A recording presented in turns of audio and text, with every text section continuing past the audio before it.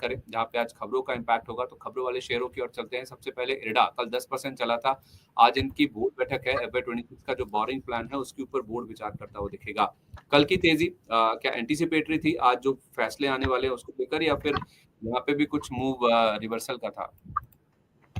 Sir एडा आपको याद होगा कि काफी समय से मैं बोलते आ रहा हूं, हालांकि सबसे लेट और सबसे स्लो मोमेंटम एडा ही में आया। बाकी स्टॉक्स मेरे टारगेट बहुत पहले कर चुके हैं, जैसे गेल 167 निकला 2 ही दिन में 187 का 86 का टारगेट कर लिया। एडा फाइनली 3 दिन के कंसोलिडेशन से कल ओपन लो के साथ 154 का ब्रेकआउट दिया है, जिसका पहला टारगेट 171 रुपए 50 डे मूविंग एवरेज था, जो कंप्लीट हो गया है कल ही।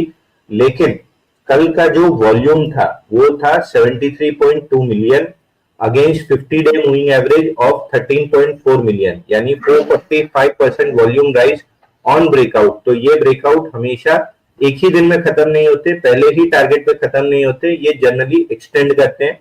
और अगर एडा एक्सटेंड करता है तो 181.40 का जो हमारा टारगेट है वो प्रोबेबली अगले 2-3 सेशन में टेस्ट हो सकता है। ठीक है, ओके, ये बात होगी। इरडा की कल भी 10% का मूव था, ये अप मूव आगे भी जारी रह सकता है। इंडसइंड बैंक पे क्या व्यू है सर? इनके लिए खराब खबरों का दौर खत्म होने का नाम नहीं ले रहा। कल इनको एक जीएसटी नोटिस मिल गया, पेनल्टी ऑर्डर मिला है 30 करोड़ रुपए का, और बैंक ने जरूर कहा है कि इस ऑर्डर के खिलाफ हम अपील करने के ऊपर विचार करेंगे। लेकिन ओवरऑल इसका कल भी अगर आप देखा जाए तो कुछ नेगेटिव बैंकों में अगर देखें, निफ्टी बैंक में भी, तो यही वो बैंक था जो शायद नेगेटिव था, बाकी सब पॉजिटिवली कंट्रीब्यूट करते हुए नजर आ रहे थे। मैं एक कंट्रीब्यूशन आपको बता भी देता हूँ कल का इसका किस तरह का था।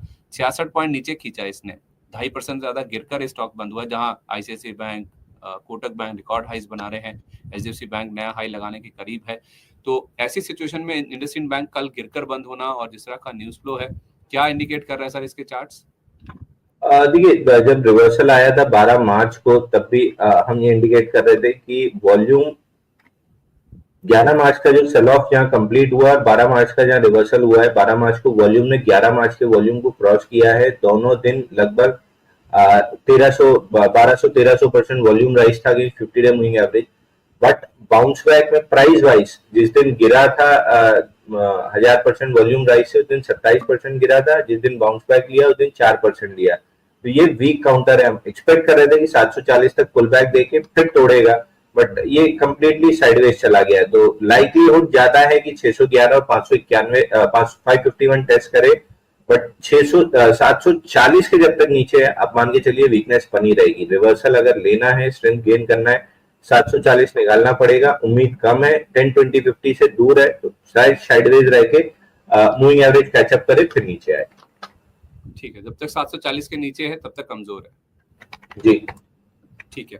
एनएचपीसी के चार्ट्स क्या बता रहे हैं सर? इसमें खबर कुछ अच्छी आई है। इनका एक प्रोजेक्ट है पार्वती 2 हाइड्रो इलेक्ट्रिक प्रोजेक्ट, जो कि 800 मेगावाट का है, 4x200 मेगावाट। इसकी जो यूनिट 2 है उसका ट्रायल रन इन्होंने पूरा कर लिया, और बाकी जो 3 यूनिट्स है वो ये कह रहे हैं कि इसका जो ट्रायल रन है 31 मार्च तक पूरा हो जाएगा। 83 रुपए के आसपास आ गया सर। बहुत सारे लोग अभी भी हैं जो 90, 95, 100, 105 पे फंसे हुए हैं।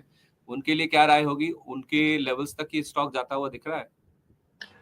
सर देखिए, 90 रुपीज 90.63 तक तो आते हुए दिख रहा है। अगर मार्केट में कोई रिवर्सल नहीं बनता है तो 90 रुपए 63 पैसे तक तो आ जाएगा। उसके ऊपर निकलेगा नहीं कहना बहुत मुश्किल है। और अब देखिए, रेलवे, डिफेंस, पीएसयू, इन स्टॉक्स में अब चॉपीनेस या वॉलेटिलिटी जिसको कहते हैं, ये बहुत ज्यादा बढ़ जाएगी। एक साइडवेज रेंज में ऊपर नीचे काफी तेजी से होते रहेंगे। तो अब इनको प्रिडिक्ट करना या मतलब जो बाइंग क्लाइमेक्स पहले होता है, फिर स्टॉक गिरता है और उसके बाद साइडवेज चला जाता है। ये साइडवेज मूव में ऊपर नीचे होता रहेगा।